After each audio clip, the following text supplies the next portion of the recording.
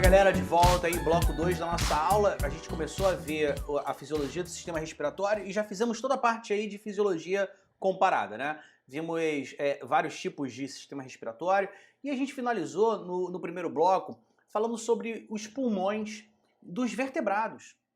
A gente falou sobre o pulmão saculiforme de anfíbios, parênquimatoso de répteis, falamos dos sacos aéreos que a gente encontra no pulmão das aves. E eu disse que a gente veria nesse bloco agora os pulmões de quem? Os nossos pulmões, os pulmões de mamíferos. Que na verdade a gente não vai falar apenas de pulmões, a gente vai falar de toda a via respiratória de mamíferos. E para começar, vamos já dando uma olhada nessa imagenzinha, eu acho que eu consigo compartilhar isso. Dá pra gente ficar juntinho aqui, slide e tio Galves aqui. Pessoal, olha só. O pulmão de mamífero ele é igual praticamente ao nosso, tá? Uma vez que nós também somos mamíferos. E uma coisa interessante, já que a gente já falou de vertebrados, é o seguinte. Lembra que eu falei na aula de sistema circulatório? E repeti aqui nesse primeiro bloco que para ter sangue tem que ter pigmento respiratório? O nosso pigmento respiratório é um carinha chamado hemoglobina. E a gente já vai falar sobre ela. Calma aí. E aí, por que eu tô falando isso, pessoal? Essa hemoglobina ela fica no interior de uma célula chamada glóbulo vermelho. Esse glóbulo vermelho também pode ser chamado de hemácia ou eritrócito. E aí, galera, esse glóbulo vermelho, em mamíferos, ele é mais eficiente. Mais uma vez, o mamífero fisiologicamente sendo melhor do que outras classes. Eu tenho hemácias anucleadas em mamíferos. Então, os nossos glóbulos vermelhos são células que não têm núcleo. Por quê? Ela nasce com núcleo e aí ela perde o núcleo para conseguir transportar mais oxigênio. Então a nossa hemácia é uma hemácia anucleada para que ela consiga transportar mais oxigênio. Tudo bem? Queridos, vamos dar uma olhada na anatomia do nosso sistema respiratório? Antes disso, eu quero que vocês entendam o seguinte. O nosso sistema respiratório ele é dividido em duas vias. A via de ventilação, que é uma via basicamente de transporte, e uma via respiratória propriamente dita. Porque respirar não é jogar oxigênio para dentro e gás carbônico para fora. Respirar é produzir energia. Respirar tem relação direta com conversão de energia potencial em energia cinética. Então eu tenho uma área de ventilação e eu tenho uma área respiratória. Essa área respiratória, ela vai pegar só o finalzinho lá do meu sistema respiratório, mas ela compreende a maior parte do meu volume pulmonar, de tanto que nosso pulmão é ramificado, galera. Para vocês terem uma ideia, quando a gente inala o ar atmosférico, apenas 150 ml de ar ficam numa área chamada volume morto anatômico. É aquela parte de ar que fica no nosso sistema respiratório que não faz hematose. A parte respiratória, embora ela esteja só no finalzinho lá do meu sistema, ela compreende toda a árvore respiratória. E a gente vai ver ela já já. Tamo junto? Vamos lá. Vamos olhar junto aí, galera. Olha só. Começando aqui, ó. Nas cavidades nasais, as fossas nasais, as narinas, eu tenho a entrada de ar pelas fossas nasais, ela cai na cavidade nasal, a gente vai falar aqui, ó, sobre os cones da cavidade nasal, vou falar de epitélio olfatório, calma aí, tá bom? Epitélio respiratório é diferente de epitélio olfatório, a gente já vai ver isso, aguenta aí. Logo depois das fossas nasais, eu tenho a faringe. E essa faringe aqui, pessoal, ela é dividida em duas áreas. Aqui eu tenho a nasofaringe e aqui embaixo eu tenho a orofaringe. Beleza? De novo, ó. Fossas nasais, cavidade nasal, aqui nasofaringe e aqui embaixo orofaringe. Por quê? A gente também consegue respirar pela boca. Da cavidade bucal eu não consigo jogar ar para o sistema respiratório, ó. Então eu tenho comunicação da boca com a faringe, é a orofaringe. Como eu tenho comunicação das fossas nasais com a faringe, é a nasofaringe. Beleza? Galerinha, logo depois aqui da faringe, eu tenho uma cartilagenzinha nessa área chamada de cartilagem epiglote. Essa cartilagem ela vai separar o meu sistema digestório do respiratório. Logo abaixo da faringe, esse tubo ele se ramifica. A faringe é um tubo que se ramifica. Deu para entender isso? A faringe ela é comum a digestório e respiratório. Na faringe passa ar, mas passa comida e passa líquido. Exemplo aqui, ó. Peguei minha aguinha, meu copinho de água, ó. Bebi uma aguinha, galera. Qual foi o caminho dessa água? A gente já viu em sistema digestório. Boca, faringe, esôfago. Agora, e o ar que eu estou respirando, que eu estou usando para formar a minha fala, esse ar, ele está vindo do esôfago? Não. Então, na via respiratória, eu tenho fossas nasais, depois cavidade nasal, nasofaringe, orofaringe, cartilagem epiglote. Quando eu chego na cartilagem epiglote, para frente eu tenho um tubo chamado laringe, para trás é o esôfago. Galves, como é que eu sei que o da frente é a laringe? Simples. Na laringe a gente encontra as cordas vocais. Já ouviram falar nelas? E é na laringe, pessoal, que você consegue um movimento vibratório para vocalização. Então, se você botar a mão aqui no pescoço e fizer assim, ó, dá para sentir perfeitamente as cordas, quase que eu falei cordas nasais, olha aí que idiotice. As cordas vocais vibrando. É uma prova de que a laringe fica à frente do esôfago. Beleza? Então vamos lá. Seguiu, pessoal. Logo depois da cartilagem epiglote, eu tenho a minha laringe, onde você tem as cordas vocais, também chamadas de pregas vocais. Nós temos as pregas verdadeiras e as pregas falsas, mas esse assunto não é relevante para quem vai fazer vestibular, tá bom? Logo depois da laringe eu tenho a traqueia. A traqueia, se vocês repararem, é um tubo todo anelado, né? Que anéis são esses, galera? Esses anéis são anéis de cartilagem.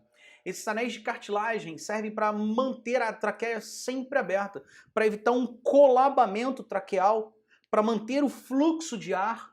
Cara, essa traqueia é toda cheia de peças de cartilagem em forma de C. A gente chama de anel de cartilagem, mas na verdade não é um anel, é uma peça de cartilagem em formato de C. A traqueia é toda assim, ó, com essas peças de cartilagem em formato de C, conectadas por um tecido fibroelástico atrás. Deu para entender isso, galera? Tanto que pessoas que sofrem esmagamento de epiglote ou esmagamento de glote, se você tiver um médico socorrista ali, ele vai fazer uma incisão aqui, ó, na altura do pescoço do paciente e vai botar um tubo aqui por onde esse paciente vai começar a respirar. O nome desse processo é traqueostomia. Você faz uma incisão na traqueia, coloca um tubo e essa pessoa vai respirar. Deixa eu só te contar uma coisa. Eu botei um play aqui, ó. Adoro mexer nesses controles, cara. Esse programinha de gravação é maravilhoso, cara. Aí, ó. Os controlezinhos. Cara, você já deve ter visto em filme a questão... Não tem nenhuma caneta aqui perto de mim pra mostrar pra vocês. Não tem problema, não. Ó, fiz uma zorra aqui, ó, no foco da câmera. Cara, em alguns filmes o cara pega uma caneta e fura aqui o pescoço da outra pessoa, desmonta a caneta e bota a caneta aqui pra pessoa respirar. Faz uma traqueostomia com a caneta. Cara, isso não é possível. Primeiro que tu não vai conseguir furar a traqueia com a caneta. Tu vai esmagar a traqueia do cara, então tu vai terminar de matar a pessoa se tentar furar a traqueia com a caneta Bic. Tu tá ferrado, isso não vai funcionar. Tem que ter alguma lâmina, tem que ser uma faca, alguma coisa assim para abrir. E o tubo tem que ser mais espesso que uma caneta. O fluxo de ar que passa por inteiro de uma Bic não é suficiente para dar o suporte de oxigênio que uma pessoa precisa. Então, por favor, não tentem fazer uma traqueostomia. Ah, se a pessoa estiver engasgada, corre para o hospital. A melhor forma de você tentar salvar a pessoa, não tente fazer traqueostomia em ninguém. Se você tentar fazer traqueostomia numa pessoa, a pessoa morrer, tu vai responder ainda por homicídio. Toma cuidado, beleza? Então vamos lá, voltando lá pro nosso PPTzinho. Cara, então ó, aqui a traqueia, ela é toda anelada, são anéis de cartilagem hialina, mas não é anel. A gente chama de anel, mas é uma peça de cartilagem em forma de C, conectado por o quê? Por tecido fibroelástico, tá bom? E essa traqueia ela vai se ramificar em dois tubos, que são os dois brônquios, também chamados de brônquios primários, também chamados de brônquios extrapulmonares. Os brônquios, eles começam fora dos pulmões, beleza? Esses brônquios entram nos pulmões e se ramificam em brônquios secundários, ou também chamados de brônquios intrapulmonares. Tá me entendendo? Então, galera, esses brônquios eles formam também, eu tenho uma imagem melhor sobre isso, aguenta um pouquinho aí, eles formam a nossa árvore brônquica. A árvore brônquica ela é muito importante para o fluxo de ar, porque é ali na árvore brônquica que o nosso fluxo de ar deixa de ser turbulento e passa a ser laminar. Como assim, Galvez? Quando o tubo respiratório é muito grande, isso acontece desde lá de cima, faringe, laringe, traqueia e os brônquios primários, o ar ele entra assim, ó, ele entra girando e ele é lento. Quando eu vou afinando o meu tubo respiratório, eu não tenho mais espaço para o ar fazer isso. Aí o fluxo de ar ele passa a ser rente à parede do tubo respiratório. A gente chama de fluxo laminar. Então o fluxo de ar ele entra turbulento e ele termina laminar. Quando uma pessoa tem uma infecção respiratória, como está acontecendo no Covid-19, a gente aumenta a resistência ao fluxo de ar. Por quê? A gente aumenta a viscosidade, do gás que está sendo respirado.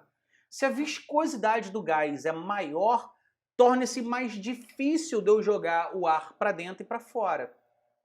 Essa é uma das complicações também que tem acontecido com Covid-19. Pessoal, depois dos brônquios eu tenho a ramificação em bronquíolos. Esses bronquíolos também começam bronquíolos iniciais, bronquíolos terminais, que é uma área de transição, bronquíolo respiratório e alvéolo pulmonar. O bronquíolo respiratório e o alvéolo pulmonar representam a área respiratória do meu sistema. De bronquíolo respiratório para cima é só ventilação, não tem troca gasosa. Beleza? As trocas gasosas só vão acontecer de bronquíolo respiratório para frente. Essa regiãozinha que a gente pega bronquíolo respiratório, que a gente pega ducto alveolar, saco alveolar e alvéolo pulmonar, nós chamamos de ácino pulmonar. Galvez, como assim? Pera aí, galera. Deixa eu mostrar isso para vocês. Deixa eu abrir aqui, boa, a nossa mesinha digital.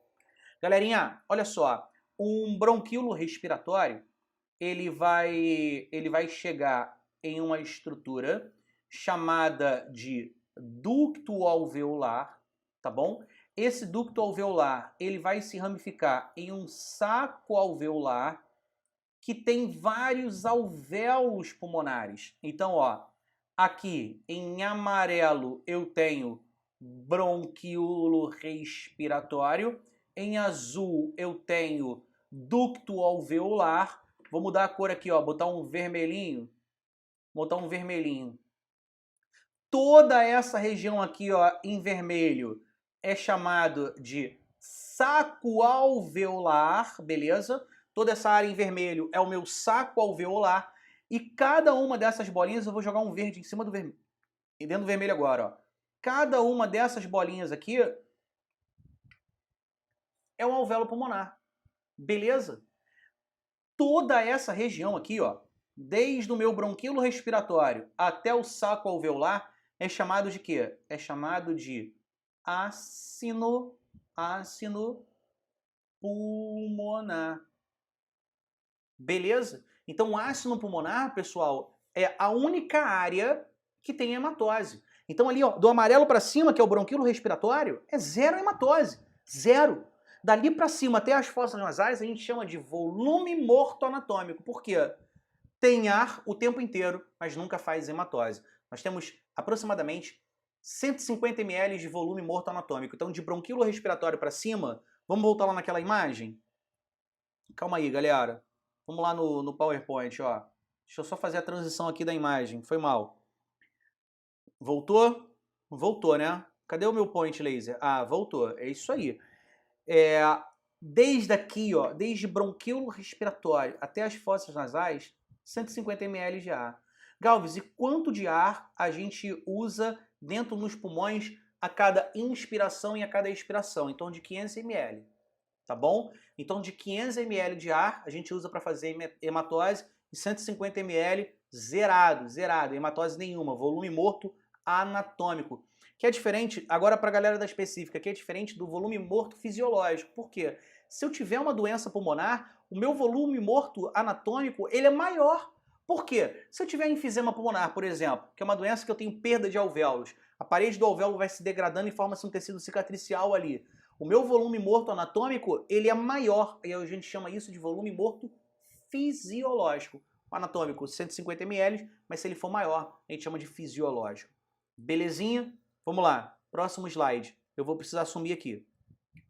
Nesse slide, galera, eu quero mostrar para vocês o que? Eu quero mostrar no interior das fossas nasais. O que a gente vê no interior das fossas nasais? Ó, aqui entra, né, o ar atmosférico, aqui tem o lábio da pessoa, né? Lábio, nariz e aqui a narina. O ar entra e aí eu vou ter toda essa área revestida pelo quê? Revestida por um epitélio chamado epitélio respiratório. A gente já fala sobre ele. Aguenta um pouquinho aí.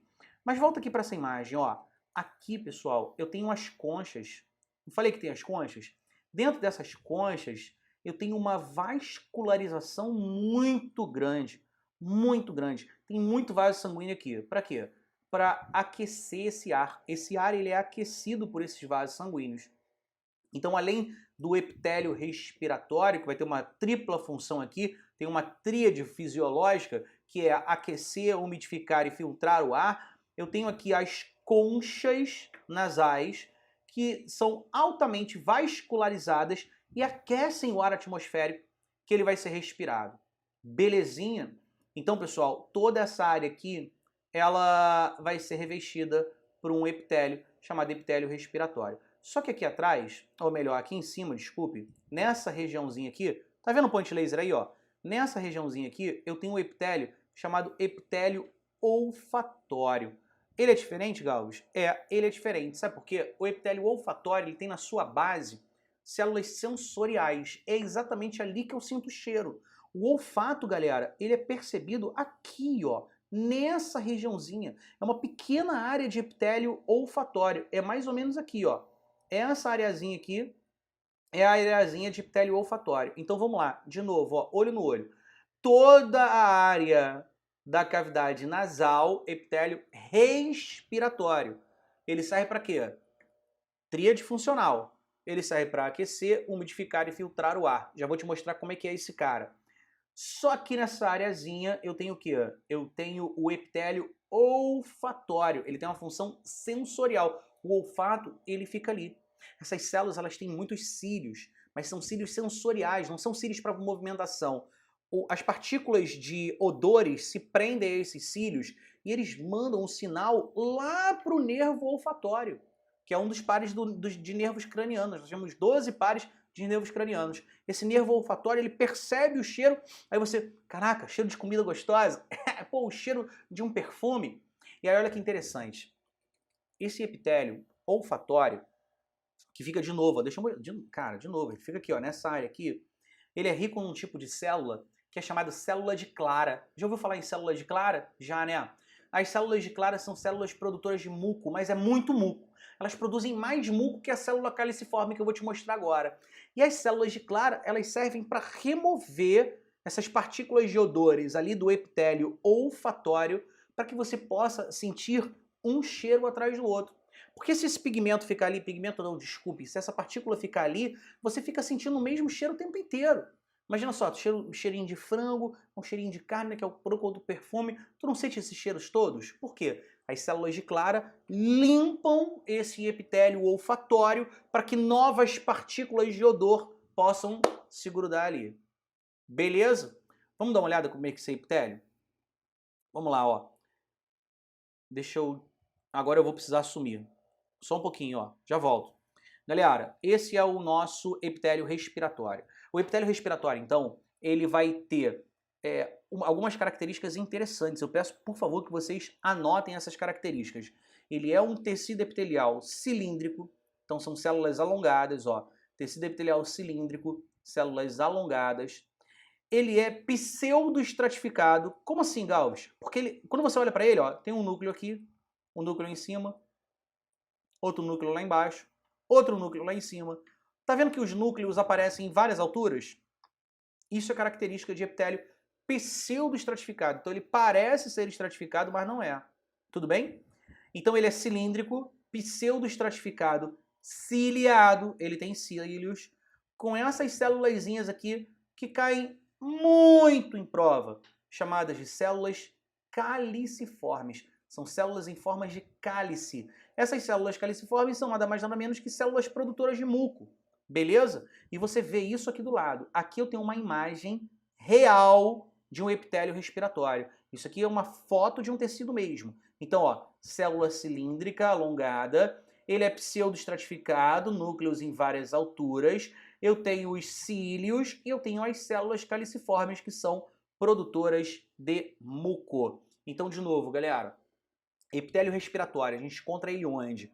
A gente encontra nas fossas nasais, a gente encontra ele na traqueia, na laringe e um pouquinho lá nos brônquios. No brônquio quase sumindo. Então, ó, laringe, um pouquinho mais da traqueia. Na traqueia ele é nitidamente respiratório, tá bom? E um pouquinho lá nos brônquios. Para que serve esse epitélio? Nomezinho dele: tecido epitelial pseudoestratificado, cilíndrico ciliado com células caliciformes. Vou falar de novo. Tecido epitelial pseudoestratificado, cilíndrico ciliado com células caliciformes. Ele serve para quê? Aquecer o ar, filtrar o ar e umidificar o ar. Como é que ele faz isso? Repare que eu tenho uma cobertura de muco bem espessa aqui nesse tecido. Esse muco, junto com os cílios, formam um sistema chamado sistema mucociliar. Esse muco, ele adere às partículas de impureza e os cílios, se movimentando, removem essas partículas de impureza dali. Sempre da via respiratória para cima e das fossas nasais para fora. Aí forma aquelas melequinhas aqui, beleza? Então o que filtra, pessoal? O que filtra não é o pelo do nariz. O que filtra é o tecido epitelial respiratório. Tá me entendendo? Ah, e outra coisa. Pelo do nariz, para quem vai fazer prova de biologia, não existe. O nome é vibrisas, beleza? As vibrisas são barreiras físicas contra partículas grosseiras apenas. Vibrisa não deixa passar, deixa passar micropartícula tranquilamente. Quem vai reter as micropartículas é o tecido epitelial respiratório. Beleza? Galera, pequena pausa, a gente já volta. Fui!